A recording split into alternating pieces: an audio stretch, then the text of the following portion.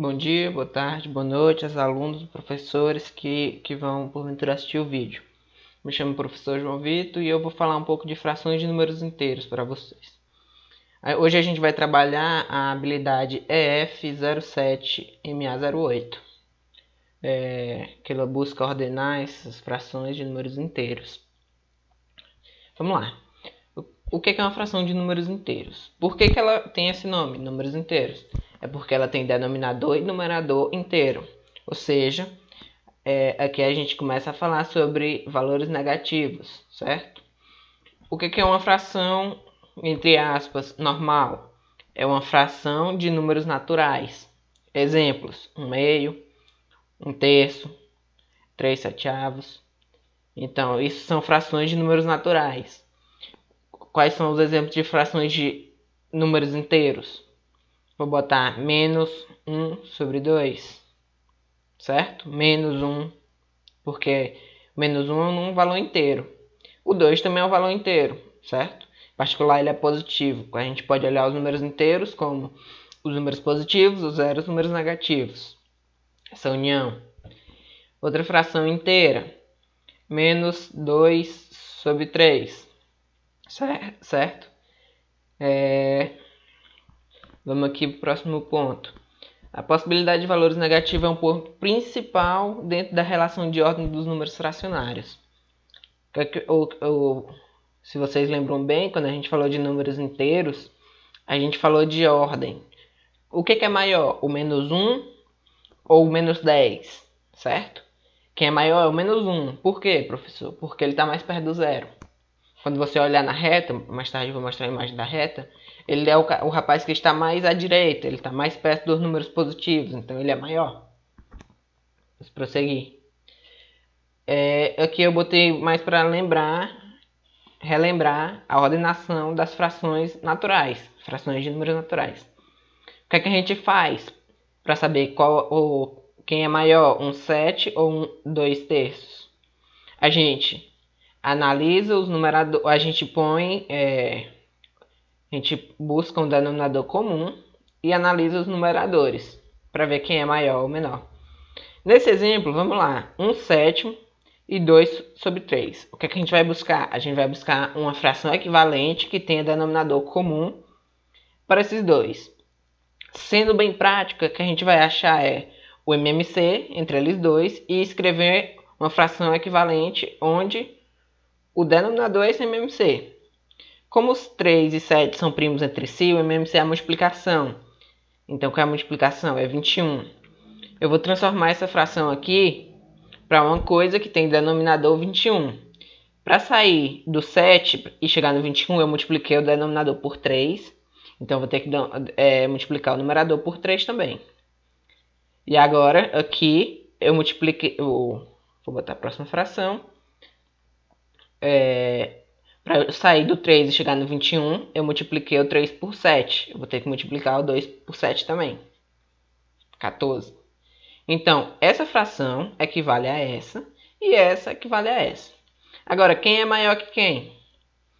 É claro que, depois que está nos mesmos denominadores, a gente vai olhar para o numerador. Quem é maior, o 14 ou o 3? O 14. Então, 14 sobre 21 é maior do que 3 sobre 21. Certo? Lembrando que, o sinalzinho, professor, não lembra o que é maior e o que é menor. Lembre que sempre quem está no bico é menor. E quem está no aberto é maior, certo? 14 é maior que 3. Então, 14 sobre 21 é maior que 3 sobre 21. Certo? Então, vamos lá para a próxima. Vamos fazer a mesma coisa. Esses números também são primos entre si. Então, MMC é a multiplicação. A multiplicação é 20. Para sair do 4 e chegar no 20, eu multipliquei por 5. Vou ter que multiplicar por 5 também aqui em cima. Fica 15. Para sair do 5 e chegar no 20, multipliquei por 4.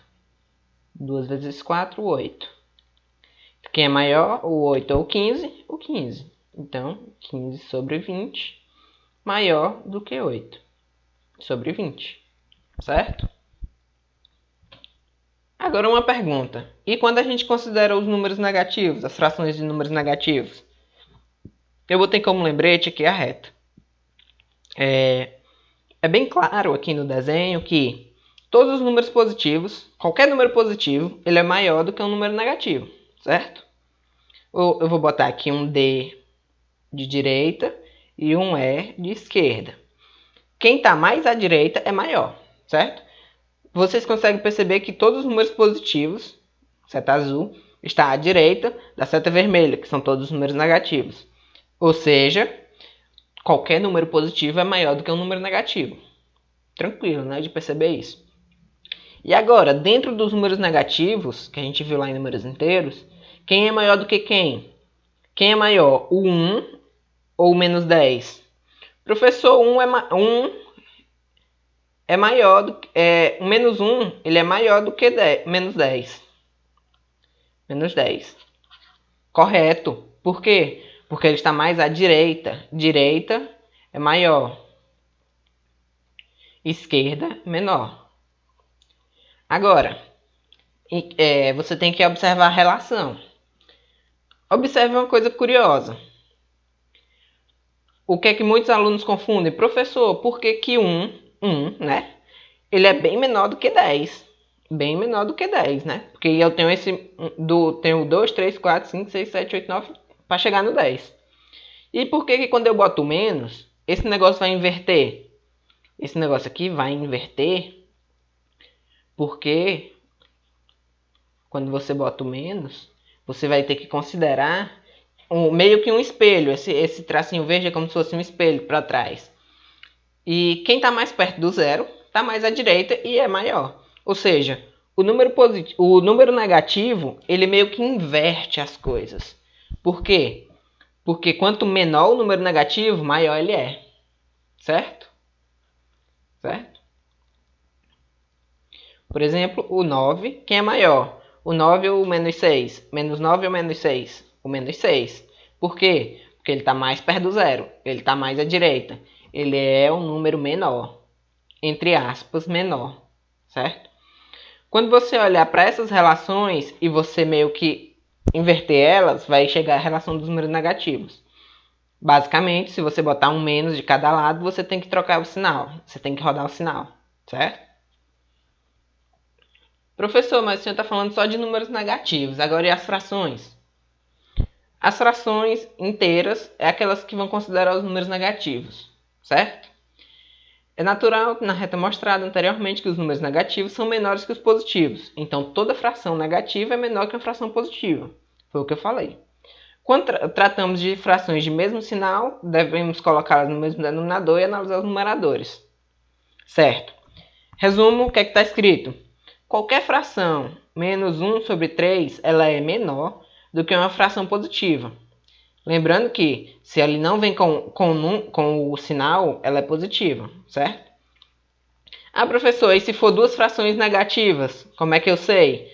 Aí você vai botar no denominador comum e analisar o numerador do mesmo jeito que você fazia lá nos números naturais. Só que agora aqui você tem que considerar a ordem dos números inteiros. Ou seja, quando for todo mundo positivo, você vai considerar a ordemzinha 1, 2, 3, 4, 5, 6, 7. Normal. O 1 é menor do que o 6.